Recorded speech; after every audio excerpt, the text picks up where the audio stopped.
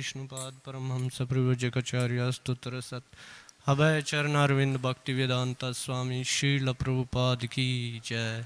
ISKCON फाउंडराचार्य BBT फाउंडराचार्य Srila Prabhupada की जय। जय ओम विष्णुपाद परमहंस प्रव्रजकाचार्य स्तोत्र सत श्री श्रीमद् भक्ति सिद्धांता सरस्वती ठाकुर गोस्वामी महाराज प्रभुपाद की जय। अनंत कोटि वैष्णव वृंद की जय। ग्रंथराज श्रीमद् भागवतम की जय। निताय गौर प्रेमानंद हरि हरि बोल।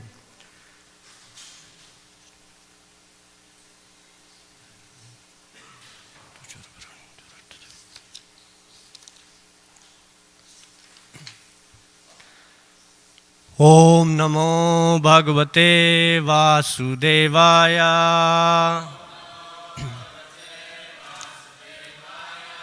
ओम नमो भगवते वासुदेवाय।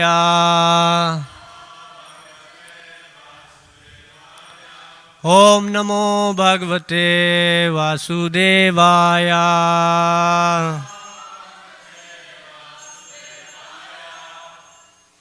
Hare Krishna. Reading from Srimad Bhagavatam, Canto 3, Chapter 6, Creation of the Universal Form. Text 11 and 12, I think. Oh, these texts have small purports, so we will take two texts. But we can chant text 11 together.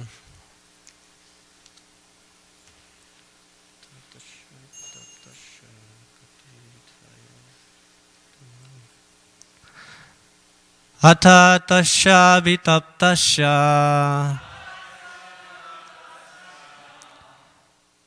katidhaya tananiha nirbidanta devanam tani me gadata shrinu. Atha tasya vitaptasya katidhaya tananiha nirvidyanta devanam nira tani me gadata shrunu niravidyanta. Atha tasya vitaptasya katidhaya tananiha nirvidyanta devanam tani me gadata shrinu.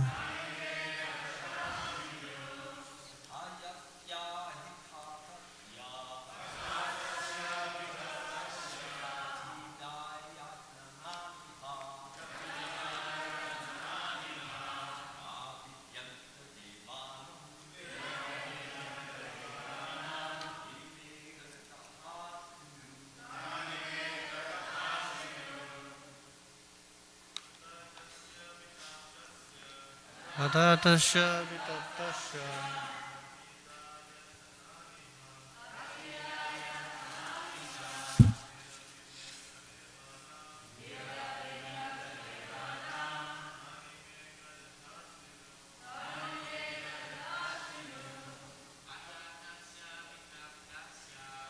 Atha tasya vitaptasya katidhaya tananiha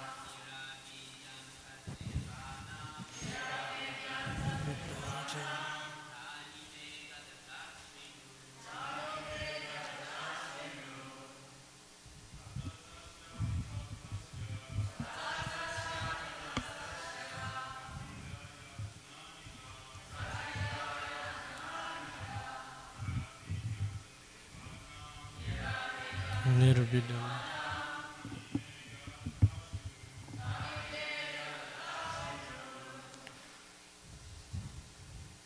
Mataji, please.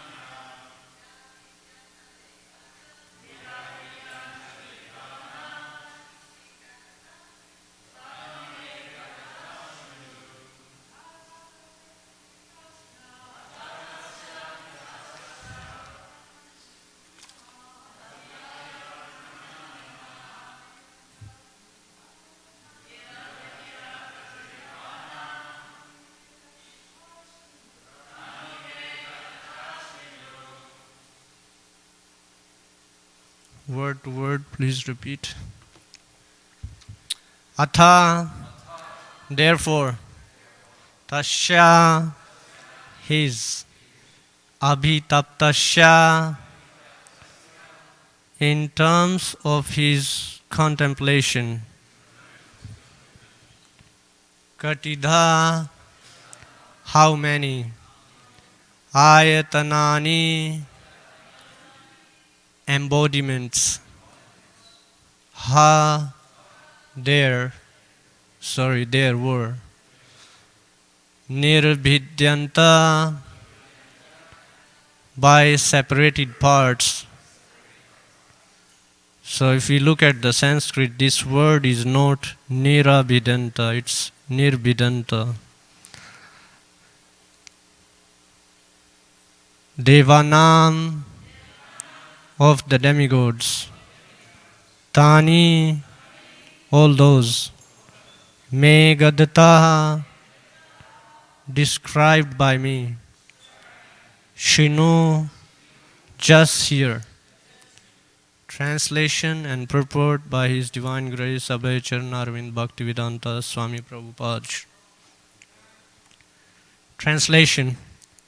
Maitreya said, "You may now hear from me how the Supreme Lord separated himself into the diverse forms of the demigods after the manifestation of the gigantic universal form." Purport. The demigods are separated parts and parcels of the Supreme Lord, as are all other living entities.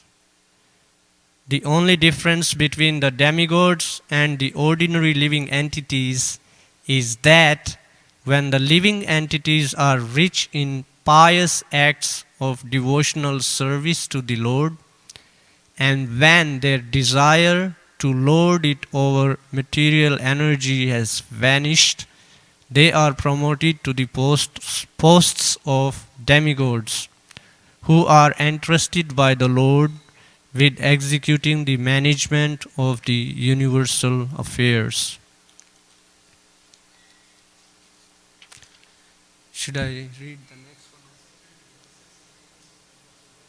one? Okay. So I'll just start with this one and then we can go to the next one. Om Jnana Timirandasya Jnananjana Shalakaya Chakshurun Militam Yena Tasmai Shri Gurve Namaha Shri Chaitanya Manobhishtam Stapitam Yena Bhutale Swayam Rupa Kadamayam Dadati Swapadantikam. Jai Shri Krishna Chaitanya Prabhu Nityananda Shri Advaita Gadadhar Shivasadi Gaura Bhakta Vrinda. Hare Krishna, Krishna Krishna, Hare Hare, Hare Rama, Rama Rama, Hare Hare. So I seek the blessings of all my superiors here. So we hear in this discussion now, Maitreya Muni, he's gonna start speaking about how there are the different parts manifested from the universal form, and how there are different devas or demigods. They are in charge of all different faculties, and there is like a whole managemental system in the universe, and there is a personality behind each and every different function that happens in the universe. We may see sometimes there is a strong wind, and we may see sometimes there is like a very hot day, and the other days it's cold. But we may think, oh, it's just nature, it's happening on its own by nature or different ways. But in this chapter we will hear how there is a deva, a demigod, who is overseeing that function, how someday there is more heat and another day it could be like a cool day or a cold day, or there is a strong wind.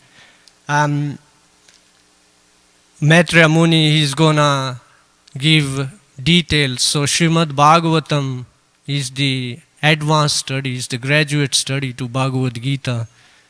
We have heard how Krishna, he told about different energies, how they operate in the world to Arjuna in Bhagavad Gita. We heard how there are different elements, like in chapter 7, Krishna spoke earth, water, fire, air, ether, all these things, they are like different material energies.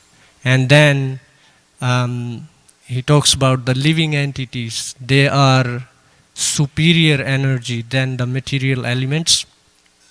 But here we see Maitreya Muni, he's going to explain to Vidura how there are different devas in charge for every function.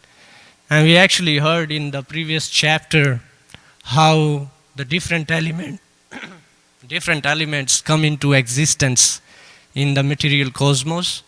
So I was just looking at the little sequence, but does anyone remember like how this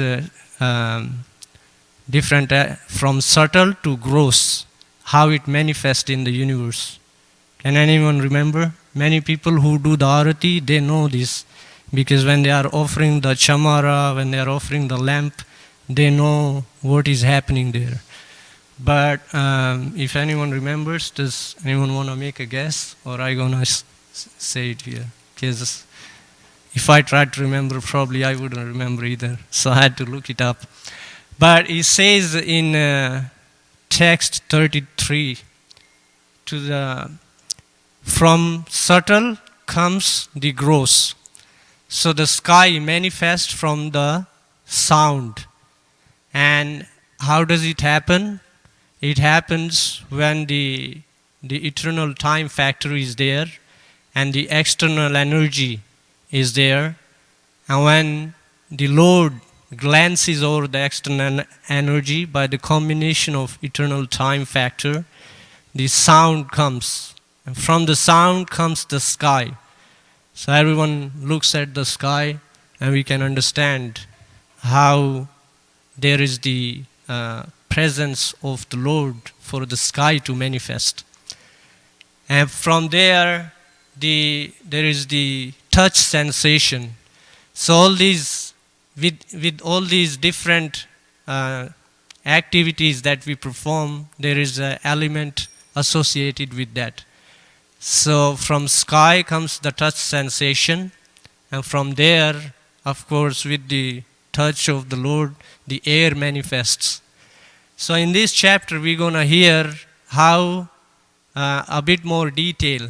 In the previous chapter, Maitreya Muni, he gave this information, but now in this one, he's going to talk about how there is like a deva for air or for water. So he's going to speak about that in this one. And that ways we can see how there is a whole system in the universe. It's not just happening on its own, or it's not just happening by nature. And there is the presence of the Lord, and by His presence, everything is functioning properly. To our vision, it may seem like someday it's windy, the weather is out of control, or someday it's too hot. But no, there is a whole reason why this is happening. And there are devas who control this. We remember actually how the devas, they were praying for Lord to give them the intelligence and the strength, the power, so they can carry out all these functions. And we can understand even the devas, they have difficulties in carrying out whatever responsibilities they have. That's just how the nature of this world is. And we can also see we have difficulties in our own services, responsibilities we have. And what's the solution? The devas, they are showing what is the solution. We have to remember where we get our strength from to carry out these responsibilities, these services. And that's how we can keep going. We can get that strength to perform these services, these activities, despite all the challenges that may be there. In Bhagavad Gita chapter 15, Krishna actually confirms this to Arjuna. Mamevam so jiva loka jiva bhuta sanatana mana shastani indriyani krishati stani prakriti stani karshati. So karsati means struggle. There is a struggle. And that is experienced even by the devas, because we hear like so many pastimes how sometimes the demons, they attack the devas and they are in difficulty also. Sometimes the demons, they become so powerful that they even overtake the devas. And that's when they realize, oh man, like we are not definitely like supremely powerful. There are living entities who are more powerful than us and who can like take control of us. But at the same time, here it's mentioned due to their pious activities. Because they are pious, they can understand this, that okay, I'm not supremely powerful, but I know who is. I can approach that person for help, for strength, and that way is I can overcome my challenge. And that's what the devas do all the time. We hear all these different pastimes. So this is what piety does. It makes one intelligent enough to understand that I am not the Lord of everything. I am not the master of everything I see, but I have a master who I have to render service to. And when that happens, that's when one is established in one's natural situation. One can remember that I am meant to be existing in a servitor relationship with the Lord. And that's when one is not bewildered by the false ego. One is not bewildered by the illusory energy of the Lord. One is not bewildered by any kind of challenging situation, because we can see just like a child, when they are in some difficulty or they need something, or even a little baby, all the baby has to do is just cry. And the mother runs up. What's going on? What do you need? Are you hungry? Or you need this? Or you need that? You need a toy? So same way, the devas, whenever there is difficulty, they cry to the Lord. They cry for help, and the help is there. So same way, the devotees, because they are pious, they are intelligent, and not only pious, they are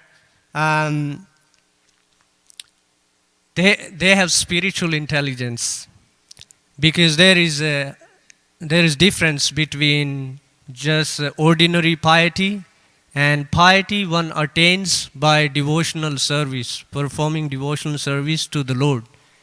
Because we see, actually we can consider this pastime of the yogic brahmanas in the Krishna Leela and their wives. It becomes very easy to understand this. At least it helped me understand the difference very easily. So the yogic brahmanas, they are performing all these pious activities. different rituals, ceremonies, sacrifices, and they were gaining piety also.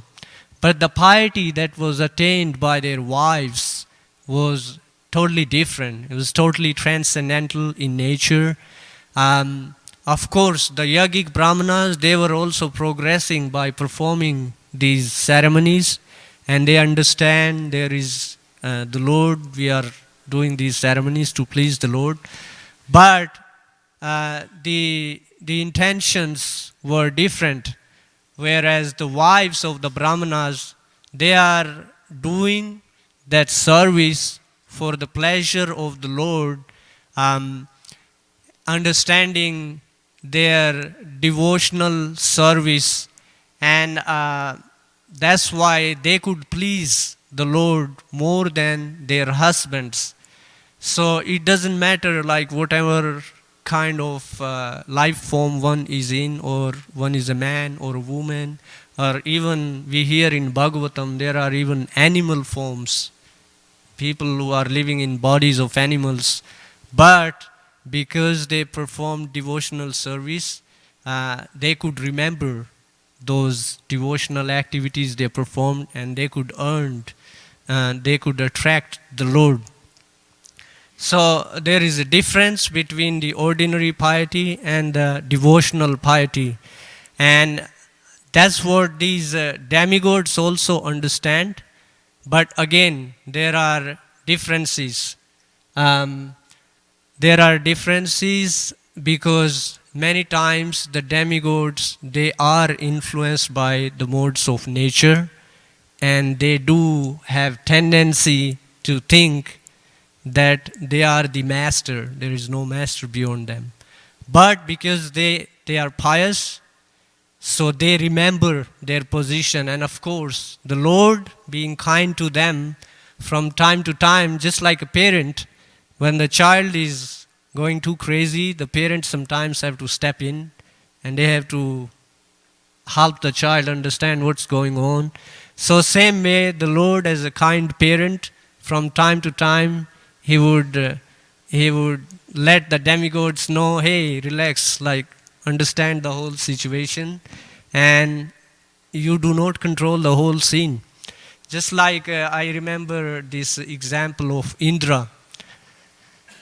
This can help us understand this very easily, because Indra, he is the king of heaven, and it takes a lot of piety to get to this post. It's actually a post. So people who perform certain amount of pious activities, they can become the king of the heaven. Now, Indra, it's mentioned in the Bhagavatam, one needs to perform 100 Ashwamedh sacrifices. It's a horse sacrifice.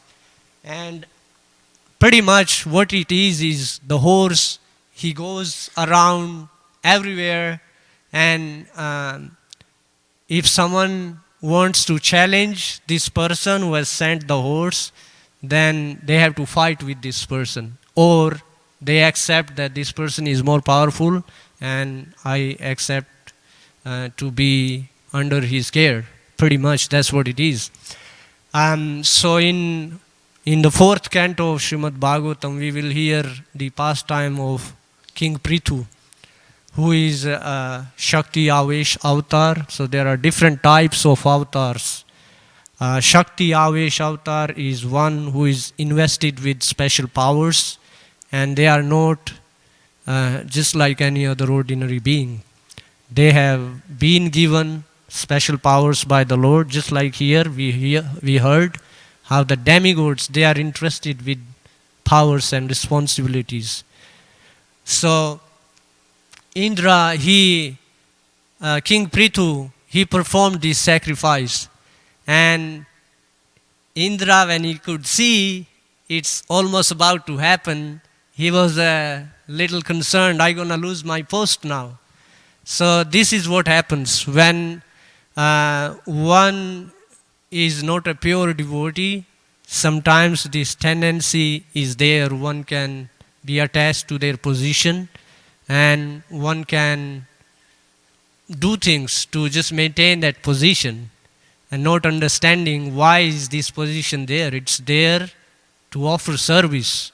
So if there is someone else, the Lord wants someone else to do this service, then maybe it's time to let this person do the service. But Indra, because he is attached to being in that position, he tried to stop King Prithu. He actually even come in disguise to take the horse. But King Prithu's son, he could see that this guy is coming in disguise, and he chased him actually. So from this we can see how the difference of performing devotional pious activities is different from performing just ordinary pious activities.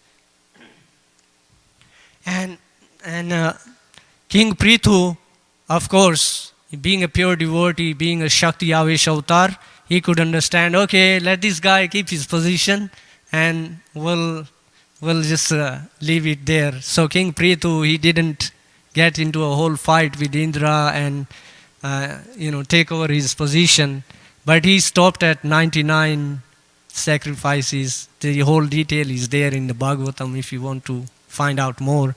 But we can understand this point, that King Prithu was doing it for pleasure of the Lord. He wasn't doing it just to hold this position and be a king of the heaven or this or that. He was doing it as a service for pleasure of the Lord. So the devotees, they learn from all these things. And of course, we as practicing devotees, we try to cultivate this mood of pure devotion. That's the whole idea.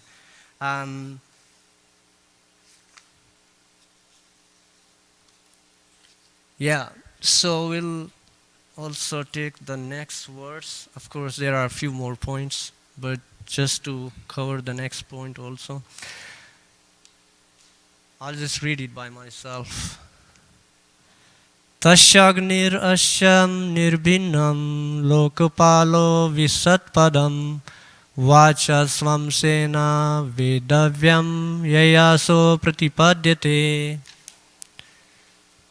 Translation: Agni or heat separated from his mouth, and all the directors of material affairs entered into it in their respective positions. By that energy, the living entity expresses himself in words. Purport: the mouth of the gigantic universal form of the Lord is the source of the speaking power. The director of the fire element is the controlling deity or Adi Deva. The speeches delivered are Adi Atma or bodily functions, and the subject matter of the speeches is material productions or the Adibhuta principle. So we can see here how there is Agni Dev, who is the deity for the heat energy, and that's the Adi Deva here. And the speech. So we can understand this concept of Adi Deva, Adi Atma, and Adi Bhuta here. In previous chapter also it was discussed how, actually in this one, was discussed how the Lord manifests in tents and trees. So there also this concept was described. Let me see. Yeah, here it is in text 9 actually. The gigantic universal form is represented by 3, 10, and 1 in the sense that he is the body and the mind and the senses. He is the dynamic force for all movements by 10 kinds of life energy, and he is the one heart where life energy is generated. But then here, now we will be hearing how there is the deity for the fire, the Agni, And in next ones we will be hearing how our nostrils we breathe. The Ashwini Kumaras are the deities, controlling deities. So there are all these devas, they control all these functions of, of the body. So generally there is this, many people, especially New Age spiritualists, they have this understanding like being a free spirit. But like when we study things like this, how can you say you are like a free spirit? Actually, in the purport to 15.7 in the Bhagavad Gita, Srila Prabhupada describes how the living entities, being these separated parts, they are same in quality with the Lord. There is same quality, but there is quantitative difference. And being same in quality, there is a minute independence. The living entity, they also have minute independence. So there is freedom, but no, there is not like complete freedom. We cannot just completely act free. Even in general, we can see we have to follow certain state laws, whichever state we are living in. And if we don't follow them, then there are some repercussions for them. So same way, there is the universal laws which are stated in the Shastras, especially the Bhagavad Gita, the Bhagavatam, the Vedas, Puranas, Upanishads. So we can learn these. Just like to drive, one has to know the road codes. So same way, the devas, the devotees, they study these road codes. So this karshati, this struggle for existence, they know how to work with it, how to deal with it. Otherwise, we can see how without having some kind of spiritual understanding, a person gets bewildered, gets frustrated, gets angry. Some people even get angry at God. They say, what kind of God is this? There is so much material suffering in the world.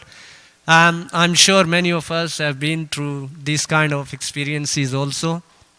But when we take knowledge from bona fide authorities, from bona fide spiritual master, from bona fide scriptures, then we can have clarity of vision and we can understand how much freedom we have, or how we can live unconditional life.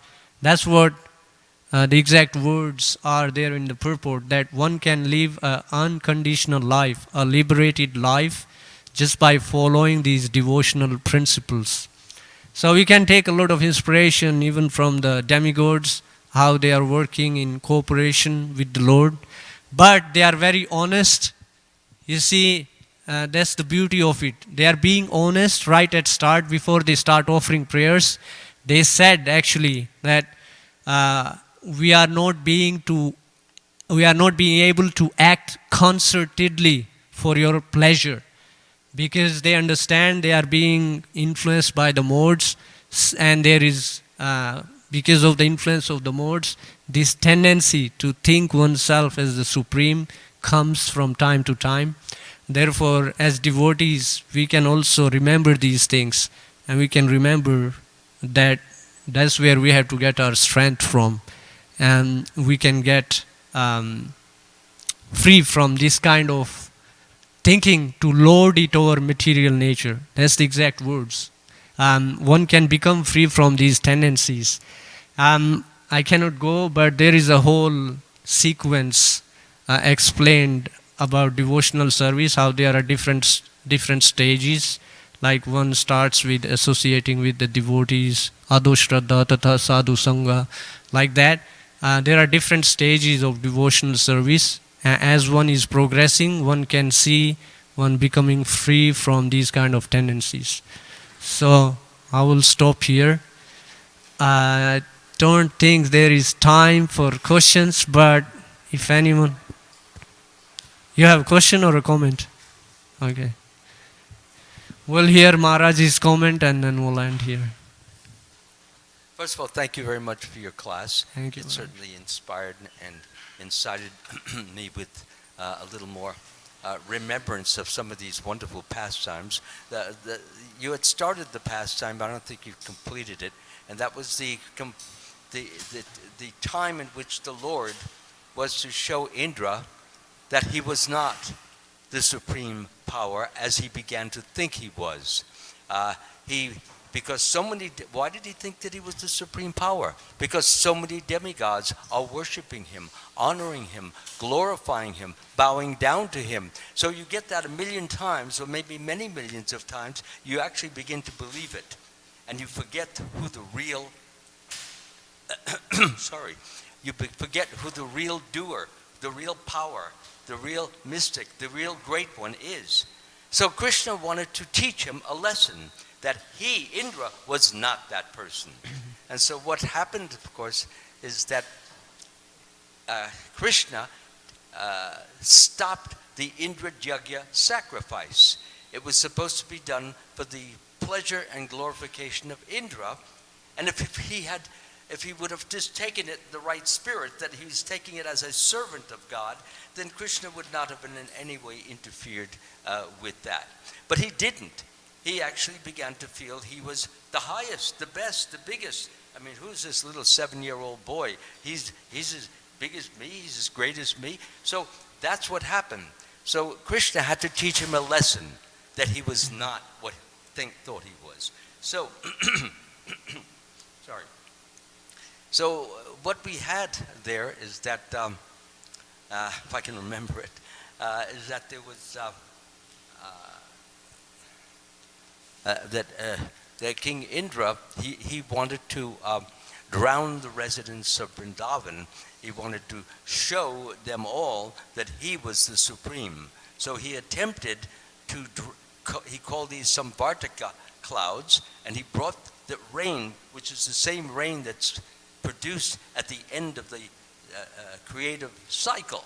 So the rain came down, and it could have killed all the residents of Vrindavan, but because Krishna was there, what he did is he held up this hill, picked up the hill, held it up, and everybody came under the hill as if it were an umbrella.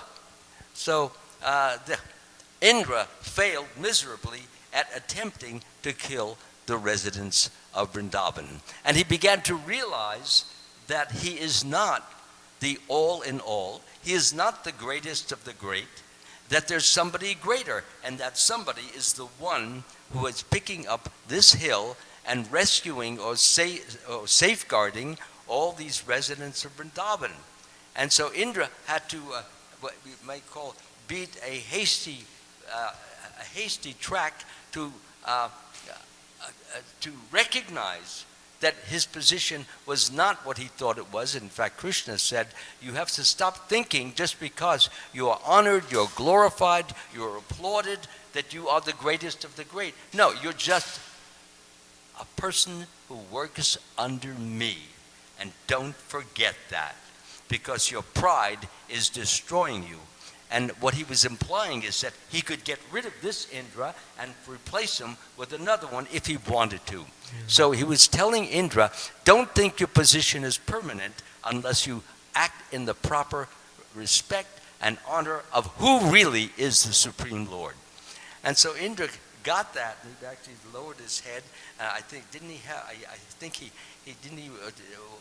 water some cows or something. I can't remember, but anyway, he did some devotional activity at that time, and I just can't remember it's a long time since I read this. The main point that, as you were mentioning so nicely, is that no matter how high, how great, how glorious you become in your devotional service, no matter how many honors and how much celebration you get, you are nothing next to Krishna.